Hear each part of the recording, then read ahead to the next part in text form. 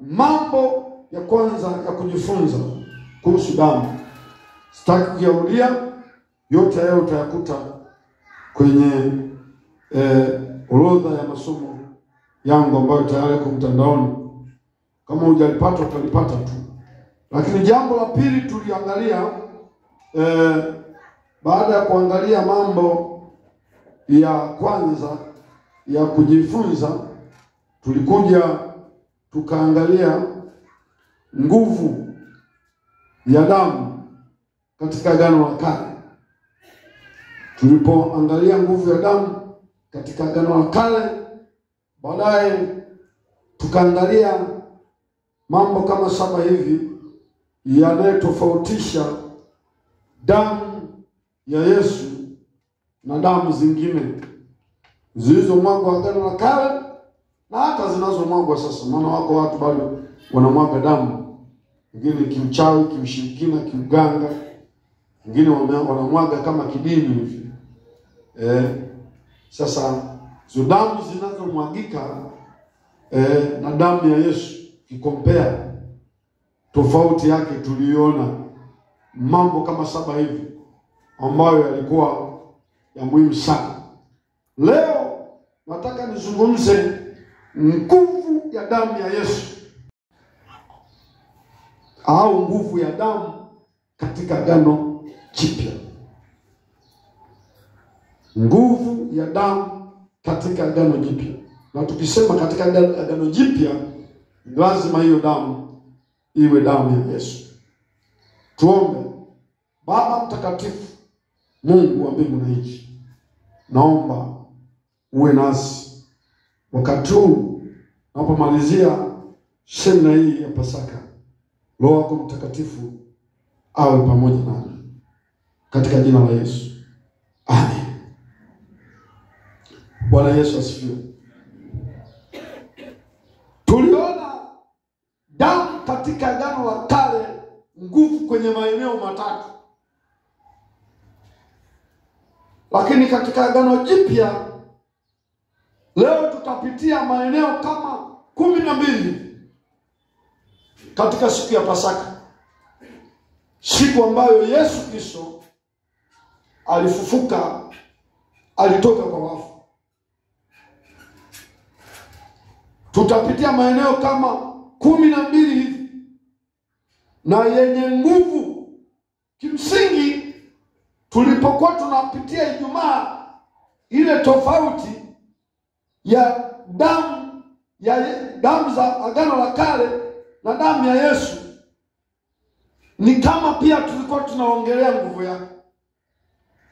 Jamani, amina. Kama ya Yesu ina utofauti fulani, huo utofauti ni nguvu. Lakini leo tunaongelea nguvu kabisa, hatuzungumzii utofauti. Nguvu ya kwanza ya damu ya Yesu, kuna kitu sikukizungumza hapa. Neno damu kwenye Biblia limeandikwa mara 1067. 1067 limeandikwa kwenye Biblia, 1067. Ni ujue la muhimu sana. 1067. Agano la Kale limeandikwa mara 735. Agano Jipya mara 332. Neno damu. Agano la Kale mara 735, Agano Jipya mara 332.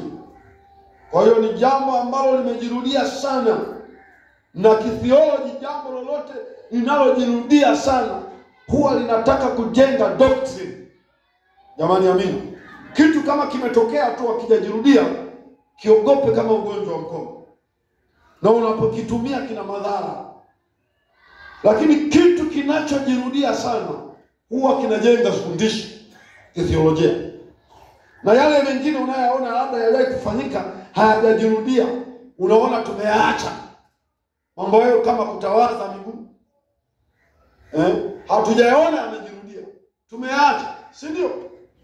Tunaona sehemu tu Yesu akatawadha miguu wanafunzi wake, lakini tunapita huko Matendo ya Mitume kote hatuoni. Tumeacha. Tumejua tu pale Yesu alifundisha nini? Unyenyekevu. Basi. Kwa hiyo kithioloji, kama nilivyosema, kinachojirudia rudia huwa kinatengeneza fundisho. Sasa nguvu ya kwanza ya damu ya Yesu ni wafaidika ni dunia nzima. Hili nilizungumza kidogo kwamba ile damu ya Agano la Kale haikuwa na nafasi kwa makabila mengi. Wengine wangedandia tu kama wameongozana na Mwisraeli, labda ni mtumwa uko naye, na hao walikuwa wakienda mahali pa kuabudia wanakaa ua wa nje, hawaingii hata mahali panaitwa patakatifu. Walikuwa wanakaa nje mahali fulani. Ni wafanyakazi wamechukuliwa kwenye taifa fulani, wakati wa vita Israeli wamewachukua kama watumwa. Lakini nguvu ya damu ya Yesu yenyewe sio kwa kabila moja, yenyewe inachukua dunia zima. Na nimesema tunazungumzia damu, nguvu ya damu ya Yesu kulinganisha na damu za Agano la Kale na hata za sasa hivi. Za sasa hivi hata kama yuko mwe ataenda Iringa kuchinja mnyama wake, hiyo tambiko inamhusu yeye hapo, kama itamsaidia ni yeye na kabila lake. Lakini Yesu tambiko lake la kifo chake ni dunia nzima, na inatosha. Jamani, amina. Israeli walipokuwa wanatoka Misri kwenda Kanaani, hawakuchinja kondoo moja, walichinja kondoo wengi. Kila nyumba ilipaswa ichinje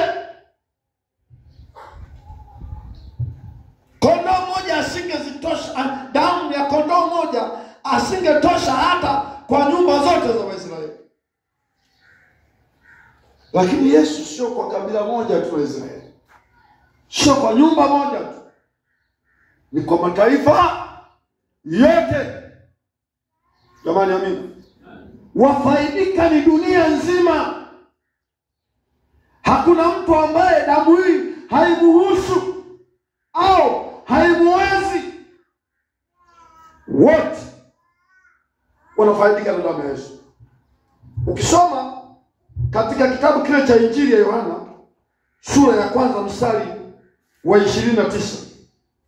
Yohana, Injili ya Yohana sura ya 1 mstari wa 29, anasema hivi. Huyu Yohana mwenyewe, mwanafunzi aliyependwa na Yesu, anasema hivi. Anasema, yaani mwandishi ni mwanafunzi aliyependwa na Yesu. Sura ya 1 mstari wa 29.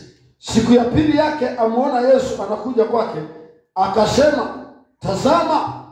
Hebu tusome wote. Siku ya pili yake amuona Yesu. Akasema, tazama mwana kondoo wa nani, anayechukua dhambi za nani? Za ulimwengu.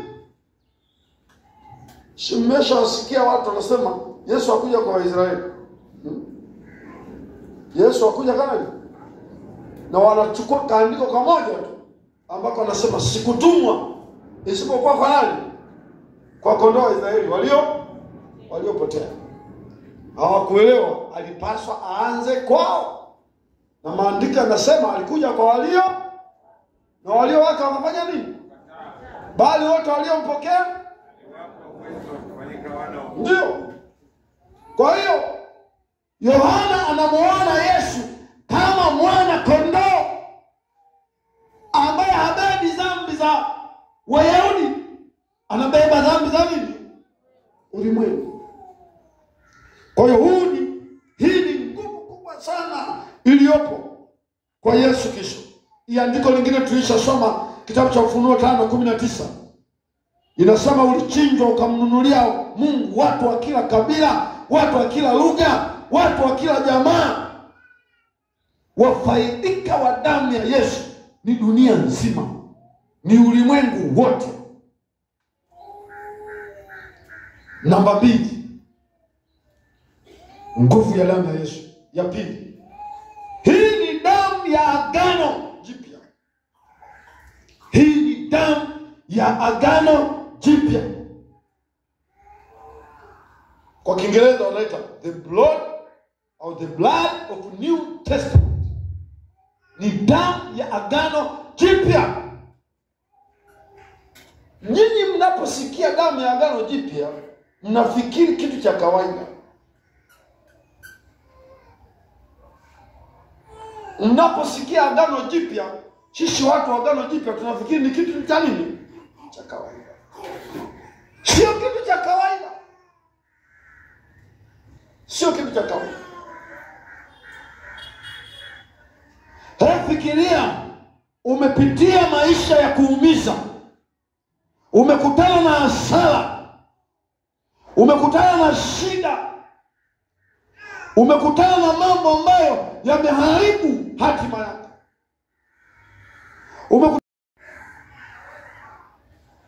Alafu unakutana na mtu anasema hayo yote yameisha.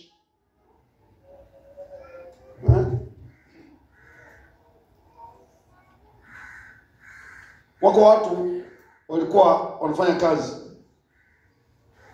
maofisini kipindi cha utawala uliopita, wakaondolewa. Wakafanya nini? Wakaondolewa na kusitishiwa mishahara yao,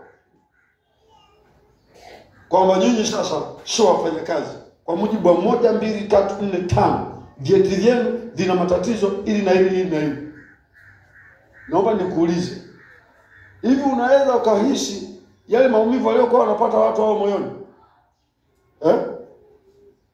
Mtu anakuambia leta vyeti vyako, alafu unaona hivi vyeti vina shida.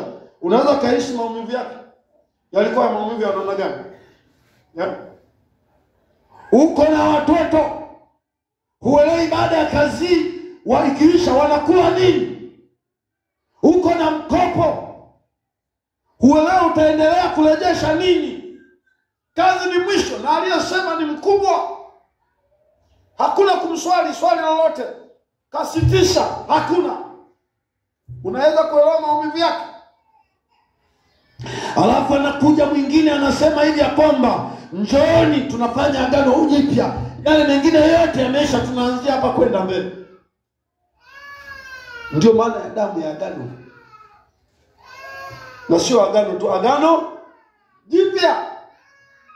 Waisraeli walikuwa wameshashindwa. Agano la kale haliwezekaniki tena kulifuata.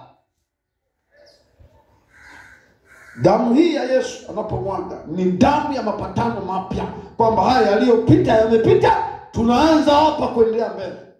Kwa jina la Yesu naileta damu ya agano jipya kwako kwenye Pasaka hii. Agano jipya ni kwamba upone ugonjwa wako. Agano jipya ni kwamba usiwe na huzuni tena. Agano jipya ni kwamba usitesekee yale mateso ya nyuma tena. Damu iliyomwagika ya Yesu ni damu ya agano, sio la zamani. Agano jipya la kwanza limepita. Maana maandiko yanasema aondoe ya kwanza aweka ya pili. Ndiyo maana ya hii damu tofauti yake. Ile ilikuwa ni damu tu, ilikuwa ina agano. Unaweza kuandika maandiko yake Matendo ya Mtume sura ile ya 20 mstari wa 28. No, samahani, sio Matendo ya Mtume, samahani.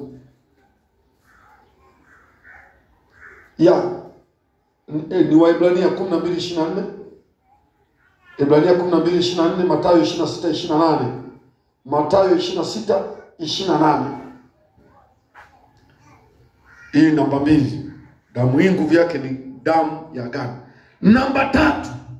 Nguvu ya 3. Damu ya Yesu imetununua. Matendo ya Mtume 20:28. Imetununua. Ile damu ya agano la kale ilikuwa hainunui mtu. Ilikuwa haina uwezo wa nini? Wa kununua mtu. Lakini hii damu imetununua. 20:28 inasema hivi. Inasema 20:28. Jituzeni nafsi zenu na lile kundi nalo ambao Roho Mtakatifu ameweka ninyi kuwa waangalizi ndani yake, mpate kulilisha kanisa lake Mungu alilolinunua. Hebu tuseme alilolinunua kwa damu yake mwenyewe. Mwambie jirani yako umenunuliwa. Wao wanasema tudhabule. Sisi tumenunuliwa, sio mali yetu, ni mali ya Mungu. Jamani, amina. Kila aliyekuja hapa, kama damu ya Yesu inahusu maisha yake, amenunuliwa na Mungu kwa damu yake mwenyewe. Huu ni upekee mkubwa sana. Damu hizi zingine haziwezi kununua watu. Haziwezi. Hizi za waganga haziwezi kumnunua mtu. Lakini hii imeweza kutununua. Jamani, amina. Namba 4, nguvu ya damu ya Yesu. Namba 4, imetupatanisha. Imetupatanisha. Naomba nisome maandiko mawili afu nizungumzie upatano wake. Warumi sura ya 3 mstari wa 25. Warumi 3:25. Nasema hivi, 3:25 kitabu cha Warumi. Anasema ambaye Mungu amekwisha kumweka awe upatanisho kwa njia ya imani katika damu yake, ili aonyeshe haki yake kwa sababu ya kuziachilia katika ustahimilivu wa Mungu dhambi zote zilizotangulia kufanya. Unaona? Hapa panazungumzia kupatanishwa. Anasema ambaye Mungu amekwisha kumweka awe upatanisho. Tulikuwa na shida sisi na Mungu. Shida ile ilitaka kutatuliwa kwa kuchinja kondoo, kwa kuchinja mnyama anayekavikwa vazi la ngozi. Lakini bado kulikuwa na uadui wa damu na Mungu. Damu ya Yesu, jambo la kwanza, imetupatanisha sisi na Mungu. Mwambie jirani yako umepatanishwa wewe na Mungu. Mungu anaye upendo sana na huruma kwa watu wake. Lakini Mungu anacho kikwazo kimoja ambacho hicho pamoja na upendo wake kilifanya shida kumkaribia mwanadamu. Mungu ni mtakatifu. Sasa sisi na Mungu tukawa mbali kwa sababu ya maisha ya dhambi. Damu ya Yesu ilipotuosha, ikakiondoa kiambaza kilichotutenga, ikatupatanisha na Mungu. Sasa ukiona moyo wako hauna amani, una hofu na mashaka, ujue mapatano yako na Mungu bado. Manake haujaikubali damu ya Yesu ikupatanisha. Lakini hii ni nguvu kubwa sana. Mgogoro uliokuwa kati yetu sisi na Mungu, Yesu aliuondoa kwa damu yake mwenyewe. Na Mungu alipoiangalia damu ya mwanae, aliridhika. Ni hivi wewe ndio unayechochora sasa kutoka kwa Mungu. Lakini ile damu ya mwanae iliyomwagika, Mungu alipoiona na wewe kubali, alikupatanisha na Mungu. Kama kuchomoka unachomoka wewe. Kitabu cha Wakolosai. Hebu nisome na Wakolosai hiyo sura ya 1 mstari wa 20. Leo nafundisha zaidi. Kwa hiyo kuwa makini sana kuandika, kwa sababu nimejikita katika kufundisha wewe. Kolosai sura ya 1 mstari wa 20. Na napenda maandiko karibu yote ni yasome. 1:20 inasema na kwa yeye kuvipatanisha vitu vyote na nafsi yake, akisha kufanya amani kwa damu ya msalaba wake, kwa yeye, ikiwa ni vitu vilivyopo juu ya nchi au vilivyopo mbinguni. Unaona? Hapa nazungumzia upatanisho. Sasa upatanisho namba 2 ni upatanisho hata wa sisi kwa sisi. Jamani, amina. Upatanisho wa sisi kwa sisi. Kwa hiyo si sawa kukaa na uadui kanisani. Kwa sababu tena sisi kwa sisi, kwa mfano hapo tulipo Tanzania, ni ajabu sana tukikaa uadui. Kwa sababu wako wenzetu ambao kulikuwa kuna kiambaza kikubwa zaidi kuliko sisi. Kwa mfano Wayahudi na Wasamaria. Wayahudi wa Samaria waliwaona kama mbwa. Waliona kama nini? Mbwa. Kumweka pamoja Myahudi na Msamaria ni kazi kubwa sana. Tofauti na sisi. Sisi tunaweza tukakaa Wahena, Wanyakyusha na Wangoni, ikawa hamna shida. Sasa ni vitu vidogo vidogo sana kwetu. Lakini kuna migogoro mingine ni migogoro ya kihistoria. Migogoro kama ya Wahutu na nani? Na Watusi. Unaambia Mhutu, sio Mhutu Mtusi, hata mtoto akizaliwa anakuambia Mhutu sio ndugu yako. Ni mgogoro mkubwa wa damu, wa historia. Lakini hata katika migogoro ya namna hiyo, kama ningekuwa naongea na Wahutu na Watusi, ningewaeleza ya kwamba damu ya Yesu haikutupatanisha sisi na Mungu tu, ilitupatanisha sisi kwa sisi pia. Hebu muangalie ndugu yako. Mwambie wewe unanioneje? Tuko sawa wewe? Mwambie kama unaikubali Pasaka hii, basi tupatane. Pamoja na kasoro tulizo nazo. Mwingine anasema wewe tumalize ibada tu tuondoke. Lakini ni kichefu sana kama utamaliza ibada hii kuna mtu unamsagia meno hutaki kumsalimia. Sio wenda mbinguni. Sijui kama mnanielewa. Amen. Sio wenda mbinguni. Kazi ya damu ya Yesu imetupatanisha. Na upatanisho huo ni kwamba tunafika mahali tunajiona ni ndugu. Mnyamwezi akikaa na Mhehe anajiona huyu ni ndugu yangu. Mhehe akikaa na Mzaramo anaona huyu ni ndugu yangu. Mgogo akikaa na Mzigua anaona huyu ni ndugu yangu. Kinachotuunganisha ni damu ya Yesu. Unafikiri tumezaliwa na baba na mama mmoja, kumbe ni tofauti, lakini kilichotuunganisha ni Yesu. Jamani, amina. Mwambie jirani yako, hebu tuwe kama ndugu hapa. Damu ya Yesu imefanya kazi kubwa mno. Siku hizi haya mambo yanakimbia. Lakini sisi wazee zamani tunaposafiri ilikuwa huna maswali na kuenda yuko nani. Ulikuwa wewe unakoenda unaangalia aliko kanisa. Basi. Sasa hivi wateule wameongezeka, lakini utalala polisi. Utalala polisi. Sijui na uhasama umezidi mno. Maana wengine wanakuambia hujai kupigwa wewe. Uelewe hao wanayesema Bwana asifiwe waone watakapokufanyia. Lakini sio zamani hizo. Mimi nimekuja Dar es Salaam kwa mara ya kwanza mwaka 1989. Nimefikia Tazara. Nikakuta wanapiga mapambio hapo. Nimeenda nimekaa Msumbiji miaka miwili, 90 na 91 nadhani. Nimekaa Msumbiji miaka miwili, nimetoka na dhahabu huko. Nimepitimiza kuja kuuza Dar es Salaam. Nimefikia kwa wateule. Piga pambio, nenda kulala. Na tulikuwa tujali, mnalala miguu mpaka kitanda kimoja, wengine wanatambuliza miguu nyingine hivi. Wengine wanalala sebuleni, wengine wanalala. Ni amani, yanapigwa maombi jioni pale, wanalala. Siku hizi hekima imekuwa nyingi. Teule lazima tuwe na kiasi hivi na hivi. Mmoja akafundisha akasema hivi ya kwamba alikuwa anatufundisha wachungaji akasema, mimi mchungaji nataka nikwambie ukija nyumbani kwangu siachii vitanda vyangu ulalie. Wewe ndio utang'atwa umbu kwa sababu najua na majaribu maana yake ni nini? Lakini wanangu hawakuachii kitanda.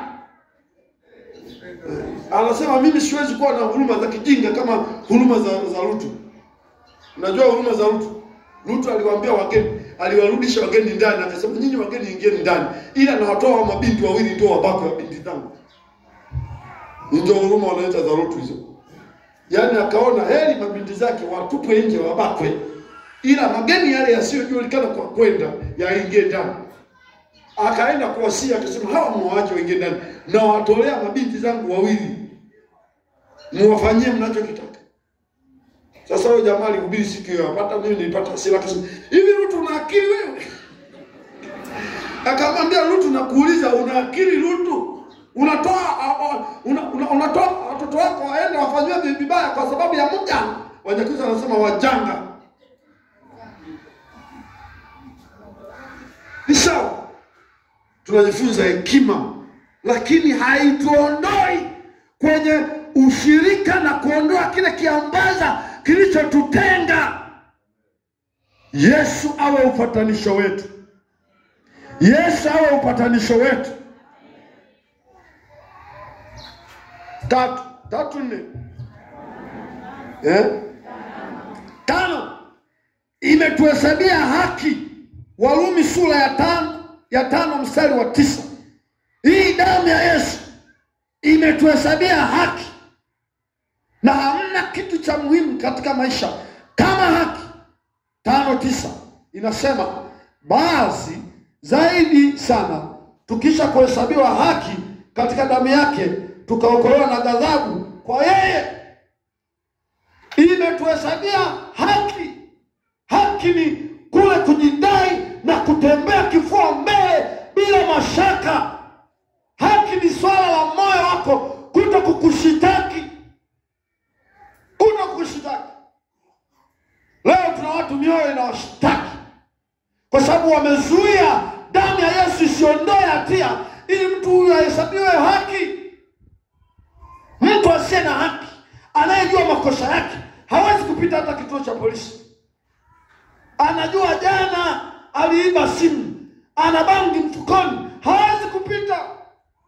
Damu ya Yesu imeondoa makorokoro yote. Kwa hiyo tunapojisikia tuna haki mbele za Mungu, hata wanadamu hatuwezi kuwaogopa. Tunaweza kwenda viwanja vyovyote vile tukahubiri habari za Yesu bila maneno, kwa sababu watu wale tuna uhakika aina ya maisha tulioishi na haki ambayo Mungu ameachilia ndani yetu. Hatuna kitu cha kutuuliza. Na wewe muulize jirani yako, ukienda kwenye mitaa yako, una ujasiri wa kusema habari za Yesu?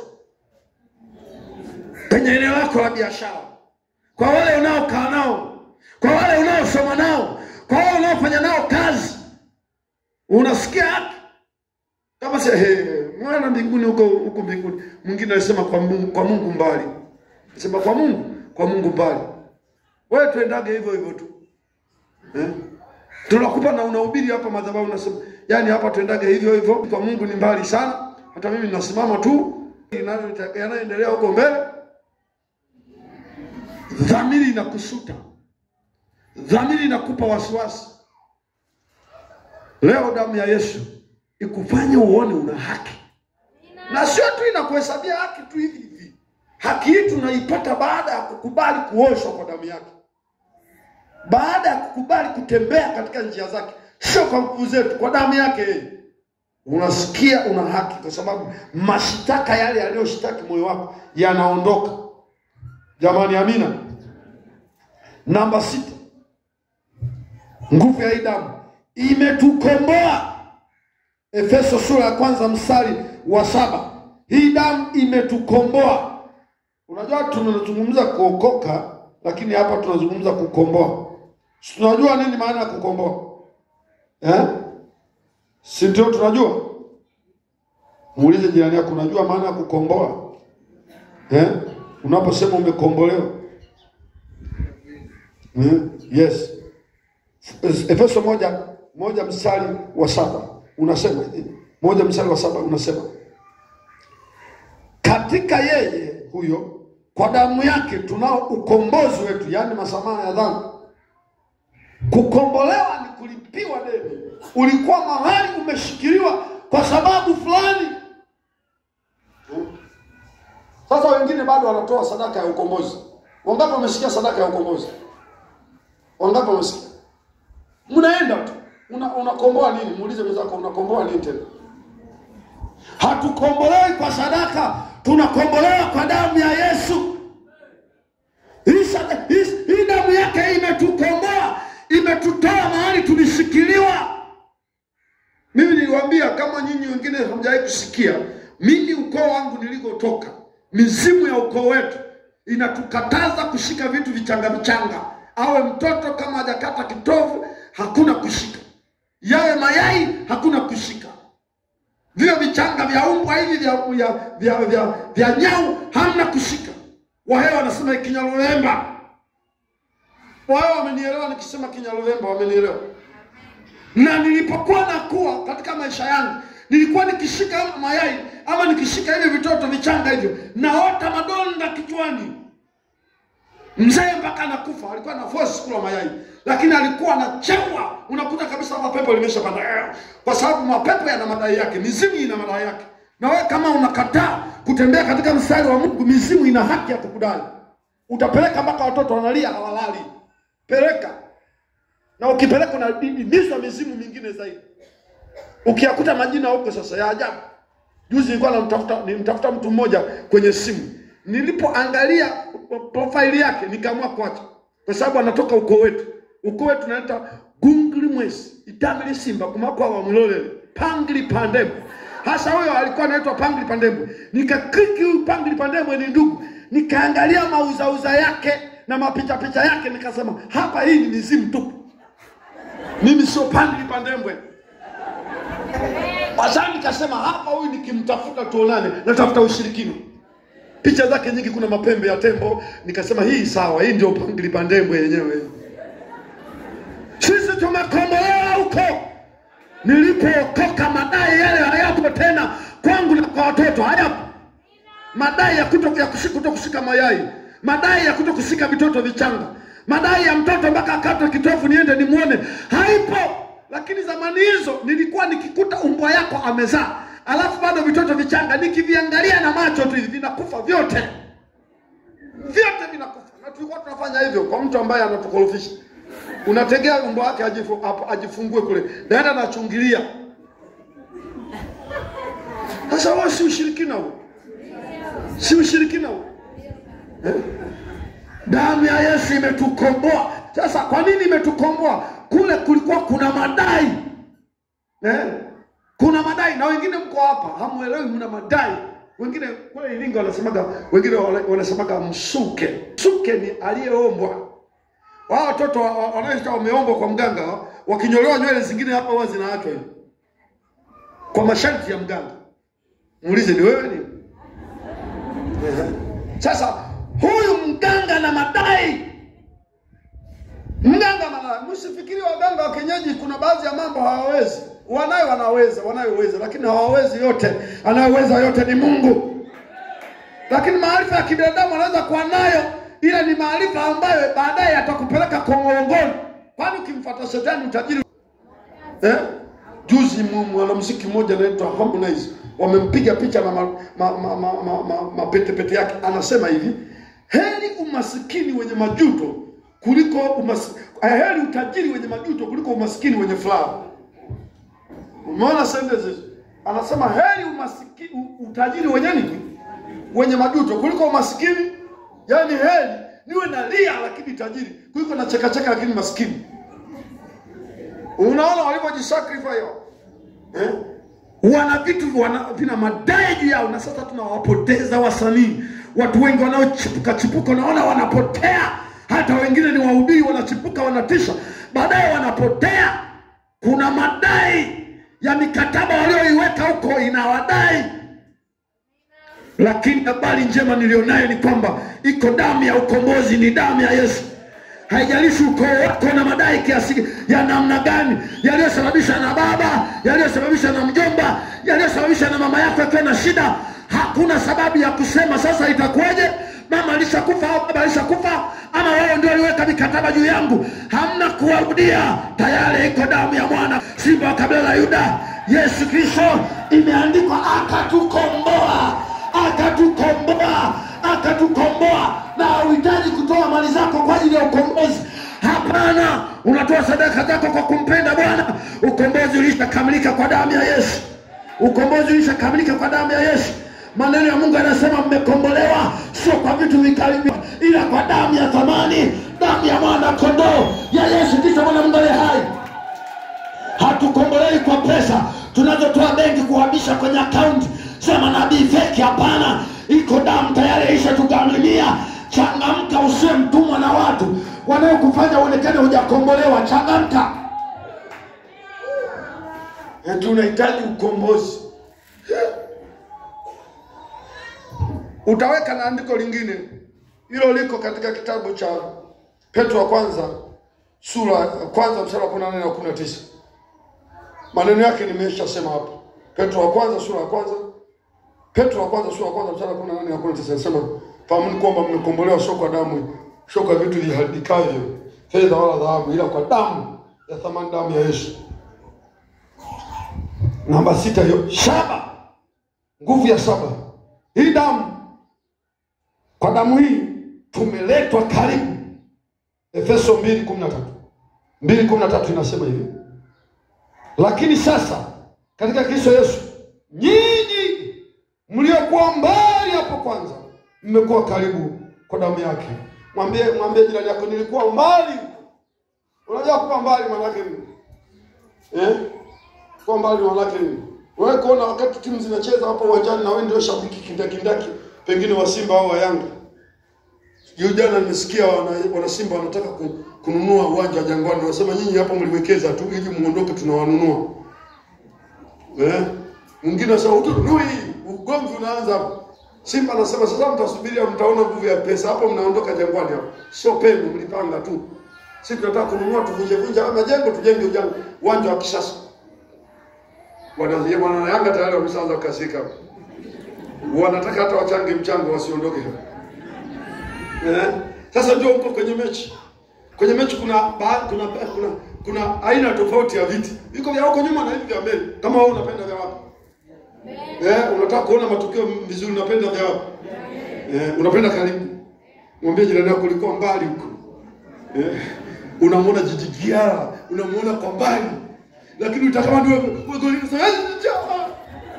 sasa umeweka huko anakaa watu fulani hivi. Wewe wamesweka sehemu unaangalia kakipo tu. Bako pale na miwani wewe. Maneno ya Mungu yanasema zamani mlikuwa mbali.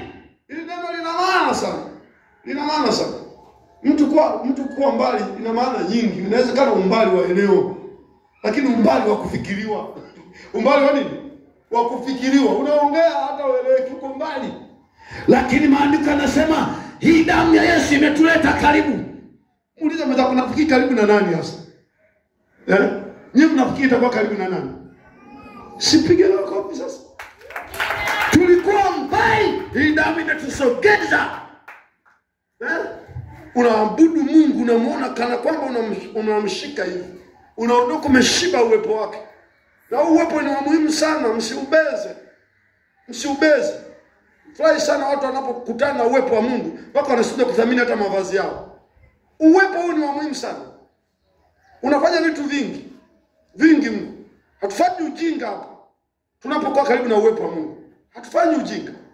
Tunaangazwa. Tunakuwa na nuru yetu wenyewe tulioichukua kutoka kwenye nuru halisi. Lakini zamani tulikuwa mbali. Damu inatuleta karibu. Inatufanya tuwe wa kufikiriwa. Inatufanya tuwe wa kupewa kipaumbele. Hii ni nguvu ya damu ya Yesu. Ile ya mnyama unatoa unaondoka. Siku nyingine ukija kama hujawahi kutoa hivyo, unatoa tena kwa heri. Kwanza wewe huendi, anakuendea mwenzako. Wewe kaza yako nikuuliza, imekubaliwa? Imekubaliwa hata umuelewe mundani anafanya nini? Mimi ningepenya nikamwangalia huyu anachofanyaga. Ningepenya. Kuna siku moja Zekaria ameingia babake wa nani? Babake wa nani? Wanasubiri tu nje huku. Hawaelewi vile bwana anafanyaje. Wakasema kakutwa na mabaya nini huko. Anatoka bubu, haongei. Mimi naingia nione kilichompiga makofi mpaka asiseme huyu nani. Pana ugumu hapo na penyewe. Pana ugumu. Mtu anakuja kusemea tu.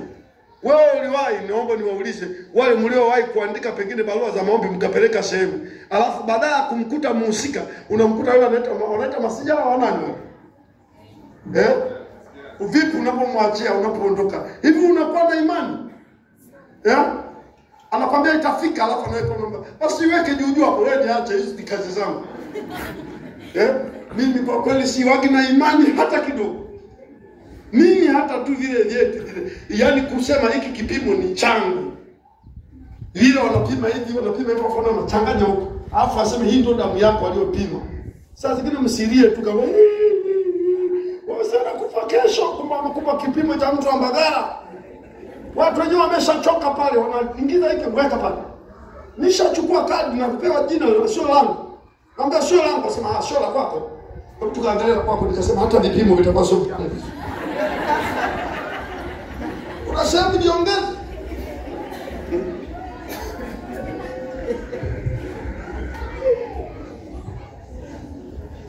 Lakini kwa damu ya Yesu tuko karibu. Jamani, amina. Inaagizwa oda maalum. Akija mtu so mwambie apitilize. Wala wanataka kuchukua, mimi nimeambiwa nipitilize. Unaenda moja kwa moja. Unajua yes, nimemkuta mwenyewe. Hii damu imetupeleka kwa mwenyewe.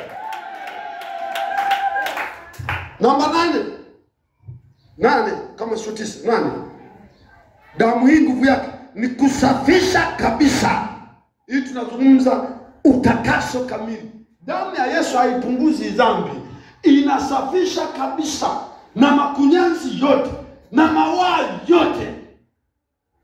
Haipunguzi dhambi. Sio kitubio hiki. Hii ni nguvu kubwa. Madhambi lundo na lundo. Ile ya zamani haikusafisha. Kama mtu ana roho ya uwaji, alitoka na roho ya uwaji ambaye amelipa damu ili punguze uwaji. Lakini hii sio tu inafunika lile kosa litoka, inaondoa roho ile ya uwaji. Yenyewe inashughulika na kiini chake kabisa. Kinachosababisha wewe uwe mbovu, uwe mbaya, inaondoa kabisa. Mwambie jirani yako usikubali. Kwa sababu kuna wakati tunaiwekea mpaka na ina nguvu kuliko omo. Katika kusaka uchafu ing'oe na kuondoa kabisa. Ina nguvu kuliko sabuni yoyote ile. Damu ya Yesu. Ya wanyama haiko hivyo. Ibrania 9:14, isome kwa ajili ya muda. 9:14. Ibrania 9:14. Waraka wa kwanza wa Yohana 1:7 inazungumza kutakasa. Waraka wa kwanza wa Yohana 1:7. Ibrania 13:12 inaeleza mambo haya. Hiyo ni namba 8. Namba 9. Nguvu ya damu ya Yesu ni kutupa ujasiri wa kupaingia patakatifu. Ibrania 10:19. Kutupa ujasiri wa kuingia patakatifu. Na hii ni ina sehemu mbili. Yaani hii damu inatupa ujasiri wa kuingia patakatifu. Nimesema ina sehemu mbili. Sehemu ya kwanza kuingia patakatifu pa rohoni, mahali pa kwenda kukutana na Mungu. Kama damu hii imesafisha moyo wako, unapoenda mbele za Mungu inakupa ujasiri. Lakini sehemu ya pili, ujasiri wa kupaingia patakatifu, yani Yerusalemu ijayo ya Bwana, ya kwamba ikipigwa parapanda naondoka. Anasema kwa kuwa tuna ujasiri wa kupaingia patakatifu kwa damu yake. Ukiona unakosa ujasiri, ujue umeipungukia hii damu. Nguvu ya damu ya Yesu. Nguvu ya 9. Ya 10. Ya 10 ni kutoa adhabu kubwa. Ibrania 10:29. Ujasiri wa kuingia patakatifu ilikuwa 10:19. Kutoa adhabu kubwa ni 10:29. Naposema adhabu kubwa, damu hii inayo adhabu. Maandiko yanasema kama mtu alizalau sheria ya Musa, alikufa pasipo huruma, je, mwaonaje mtu anayekanyaga damu ya Yesu na kuifanya kwamba ni kitu ovyo? Je, haimpasi hukumu iliyo kubwa? Yaani wewe umeoshwa kwa damu ya Yesu, alafu unadharau hii damu, unaondoka unaendelea na maisha yako mabovu. Ina uwezo wa kusababisha adhabu kubwa. Kwa nini? Kwa sababu ya ile thamani ya damu iliyomwagika. Yaani Mungu anapokuona wewe unaacha imani na kuondoka nje ya neno la Mungu, anaikumbuka damu ya mwanae iliyomwagika. Hapo ndio machungu yanakuwa makubwa sana. Ni sana unacheza na mtu aliyepata mali kwa tabu, aliyepata hela kwa kupitia maisha magumu, alafu unaenda kucheza na hela zake. Sasa hii ni zaidi. Yesu anapoona, Mungu anapoona hivyo, anaikumbuka damu ya mwanae. Kwa hiyo lazima atoe adhabu kubwa. Na andiko sio hilo tu. Andiko lingine ni hili hapa, la adhabu kubwa. Andiko lingine ni Wakorintho wa kwanza 11:30. Wale waliodharau tu damu hii inayoombewa kama meza ya Bwana hiyo. Wamezao, wametoka huko, wamekungutana, wanakuja pale leta wanabugia. Hii inaitwa mvinyo. Mnaita nini? Mvinyo. Sehemu nyingine nilikuta unagawa, unakuta Preston wamegoma kununua, lakini walikuwa wanaibisha. Umetangaza hii wiki la kujiweka wakfu mbele za Bwana, tuna meza ya Bwana mbele. Unagawa na sasa mzee samani wetu itaendelea tu. Lakini alikuwa anaibisha. Tunatafuta mabalaa. Tunatafuta ukiwete. Kama sio wewe unaweza kuwa kiwete, ukawa kiwete uko mbele mwenyewe kwa ghafla. Biblia inasema wengine wamekufa, wengine wamelala. Anaposema wamelala kwenye hiyo kitabu Wakorintho wa kwanza 11:30 anasema wengine wamelala, sio kulala usingizi. Walilala walikufa kabisa, lakini walicheza na meza ya nini? Ya Bwana, ambayo ni damu ya kumbukumbu tu, sio yenyewe, maji ya mzabibu. Wakacheza naye wakati ameshaambiwa kwamba hii ndio damu iliyomwagika kwa ajili ya wengi. Wakasema leta. Kuna sehemu nyingine wakasema nyinyi watumishi mnazingua sana, mnatupa kidogo, mjazeni kikombe ili nikipiga angalau ni kata takiu. Nyinyi mnatupa kiduchu tu. Ngamba anajua hao. Kama wangejua wangesema hata hicho kiduchu usinipe kabisa, nikimbie kabisa. Kudharau inaweza kutoa adhabu kubwa ikidharauliwa damu ya Yesu. 11 nguvu ya 11 ni kushinda. Ufunuo sura ya 12. Ufunuo sura ya 12 inakupa nguvu ya kushinda. Ufunuo sura ya 12 mstari wa 11 inasema, nao wakamshinda. Kwa nini? Kwa nini? Sasa nilimsikia mhubiri mmoja anasema hivi, waokole wajinga sana. Anasema damu ya Yesu kazi yake ni kuokoa tu, kwenye wokovu tu. Nani anasikia? Nani anasikia? Yaani mtu anasema damu ya Yesu haikusaidii chochote, kwenye biashara haikusaidii chochote, utakaa mjinga hivyo hivyo. Yenyewe inakusaidia kwenye kuokoka tu. Ni uongo. Huo ni nini? Ni uongo. Ni uongo. Hapa maandiko yanasema nao wakamshinda kwa damu ya mwana kondoo. Kushinda, kama mtu anaambiwa kushinda, kuna nini mbele yake? Kuna nini? Si vita. Je, hii damu haifai kwenye biashara? Kwenye biashara hakuna vita. Kwenye mipaka ya mashamba yetu hakuna vita. Kwenye kutafuta fedha hakuna vita. Hii damu haipo. Kama inakusaidia kushinda, huko nako si ni kushinda. Sasa nikashangaa, nikasema huu nao ni ujinga tu wa kuipunguzia nguvu damu ya Yesu. Inafanya vitu vingi, sio wokovu tu. Unajua dhambi ndio tatizo mama, na linaondolewa kwa damu. Na tatizo mama likishaondolewa, kila kitu kinakaa vizuri, vyote vitachipuka tu. Kwa hiyo damu ya Yesu haifanyi kitu kimoja tu, haifanyi wokovu tu, hapana. Huyu mtu inampa ushindi, anakuwa kongas. Wewe wa kushindwa na majini, wewe wa kukimbia meza, wewe wa kushindwa na chuma ulete, wewe wa kushindwa na magonjwa. No! Tangu sasa na kuamrisha usisinyae, hata kama ugonjwa wako umeinuka na unakutishia kukuua, imeandikwa utashinda kwa damu ya mwana kondoo. Ushinde wa ugonjwa. Kuna watu wengine mnapoumwa mnalegea kabisa, nauma, unafikiri ugonjwa unakuhurumia. Haukuhurumii. Kwa maana iko nguvu katika damu ya Yesu. Iko nguvu ya kutosha kupambana na enemies wako wote. Wote kwa ujumla wake. Pambana na kuchipuka kwako. Wanaopambana na ustawi wako, nguvu ya damu ya Yesu ipo kwa ajili ya kukushindia. Hii inayozungumzwa hapa ni vita kubwa kuliko ulizowahi kuziona. Wengine wanazungumzia vita ile ya kwanza ambayo shetani alitupa mbinguni, lakini wengine wanazungumzia wakati huo shetani atajaribu kuasi tena. Atajaribu kuasi tena na kufikiri anaweza kupambana na Mungu tena na wateule wake. Lakini maneno ya Bwana yanasema ile damu iliyomwagika miaka 2000 iliyopita na imwagiki tena ya pili ni ile ile. Inasafiri kuwasaidia watu kushinda. Watu wa karne mbalimbali wanashinda katika maeneo yao kwa damu ya mwana kondoo. Na mimi nakutamkia kwa jina la Yesu, hivyo vita vyako utavishinda kwa damu ya mwana kondoo.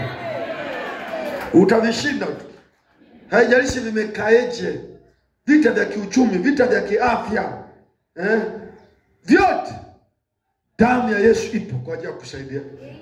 Ule shaka watu anaipa nguvu. Nyinyi mnayesafiri na mabasi, mmeona jinsi watu wanaweza kuipa nguvu dawa moja. Dawa moja hii anasema hiyo unaweza kuchukulia hapa, hiyo ukachikia hapa, hiyo ukachika kwenye goti. Mmesikia hiyo? Hiyo fanya kwenye pua. Yaani matatizo 20 kidogo hiyo. Una mafua fanya hivi hapa, kichwa kinauma kutikisia hapa, siji mgongo fanya hivi, meno fanya hivi. Na wale wanaongea unafikia wamefungiwa kakaseti. Wanavyozungumza hiyo dawa. Sasa kama kutu kadawa kamoja kanaweza kufanya mambo matano. Sembuse damu ya Mwokozi Yesu Kristo. Sembuse damu ya Mwokozi Yesu Kristo. Iwekee mipaka kwamba inafanya kimoja tu. Hapana.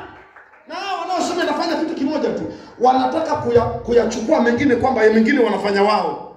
Kwamba utakaa hivyo ile inakuokoa tu, lakini mengine njoo nisikilize. Ile damu ina mapungufu yake, ina mipaka yake, inaishia pale. Ile haya mengine nasema njoo nikwambie mimi kuhusu hela. Njoo nikwambie mimi ile inaishia pale. Kuhusu ulinzi wa nyumba yako wewe niambie mimi. Ile ina wokovu tu. Mwambie hapana, ina yote. Ina na ulinzi wa nyumba yangu, ina na kuboresha akili zangu ziwe nzuri, ina nakupa macho ya kuona vinavyoonekana nivione, ina uwezo kunisaidia kuepa mitego, ina uwezo kufukuza laana na mikosi nikawa wa baraka. Wenyewe anakwambia inaweza kimoja tu. Hana. Lakini 11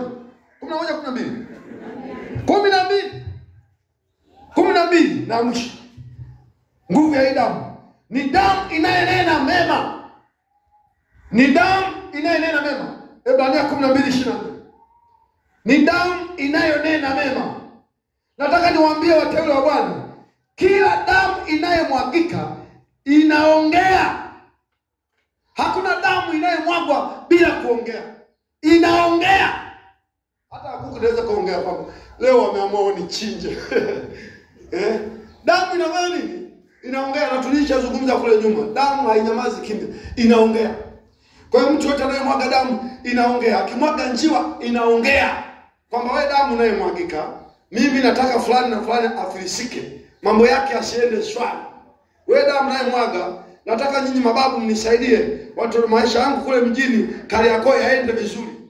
Wewe damu unayemwagika, nataka fulani yule mambo yamharibikie, anajeuri, na mimi nataka awe hana kitu, awe fukara kabisa. Kwa damu hizi zinaongea mengi. Nataka utajiri wa fulani na fulani yule uje kwangu, uondoke kwa yule uje kwangu, anachinja mtu kondoo. Na damu zingine zinanena mambo ya ajabu. Lakini damu ya Yesu ni damu inayonena mema. Kwa sababu tunazo damu nyingi zimeonena vibaya, ninayo baraka kwako ya kwamba haijalishi damu walizomwaga zimesema nini juu yako. Walizozimwaga njia panda, wakamwaga kwenye makaburi yao, wakazungumzia vibaya, wakamuizia vibaya juu yako. Wewe unayo damu moja inaitwa damu ya Yesu. Ni damu inayonena mema. Kwa hiyo inabadilisha yale mabaya walionena pale kazini, yenyewe inanena vizuri. Wanachelewa sana kwa sababu wananena mabaya mara moja. Sisi tunayo damu inayonena mema mara nyingi. Inanena mema asubuhi, inanena mema mchana, inanena mema jioni. Pale kwenye nyumba yangu nilipoweka geti, nimepata vita sana wakati wa nyumba ile. Walikuwa wanajoga, waliokoka wanapangaga tu. Na unajua nilikuja Chanika wakati kanisa la Mungu linapigika kweli. Na nadhani wenyewe walishajua Chanika patakuwa hamna kanisa. Sasa wakakuta mimi nimekomaa kweli. Sura kama matuta ya viazi. Hakuna kucheka. Wakasema zako wote wamekimbia ndio wamekuleta wewe. Wewe ndio utashinda na sasa tutaona. Sasa nimejenga nyumba pale, nikawepo visa vingi mno. Lakini siku moja nakumbuka wamechukua jogoo. Wamenileta wakatupa mlangoni. Jogoo kubwa. Mtu anakula hasara jogoo karibu na 30,000-40 kwa sasa. Ukiacha njiwa zilizokuwa nazikuta ndani, zimekaa ndani, njiwa unakuta wewe kaingia, alafu amesimamia mguu mmoja, alafu anahirisi kwenye kwako. Sasa siku ile jogoo nimelikuta pale. Nikachukua ile jogoo nikasema, mimi ninatafsiri kama paka tu amenikamata na ameniburuza kuja hapa nikatupa. Ndipo mpaka sasa walichinja niseme mabaya. Na usinigii kulikuwa kama size. Kulikuwa kama size. Kwa mimi ni miongoni mwa watu ambao niliweka fence kwenye nyumba yangu miaka 10 iliyopita. Na mimi nikaonekana ingalau ni mwalimu. Sasa fence na gate na kusukuma na kufanya hivi. Wakiangalia wanasema, "Halo, niko ndani. Maroho yakawauma, wakachinja kondoo, labda ninene mabaya juu yangu, lakini wamesahau mimi nina damu inabatilisha. Alafu sauti ya damu hii ni sauti yenye mamlaka kuliko sauti ya damu ya jogoo, kuliko sauti ya damu ya njiwa, kuliko sauti ya damu ya mbuzi. Hii inayo mamlaka ya kuzimisha hizi sauti zingine zote. Damu ya Yesu inanena mema. Damu ya Yesu inanena mema. Damu ya Yesu inanena mema. Damu ya Yesu inanena mema. Oh, inanena mema. Oh, inanena mema.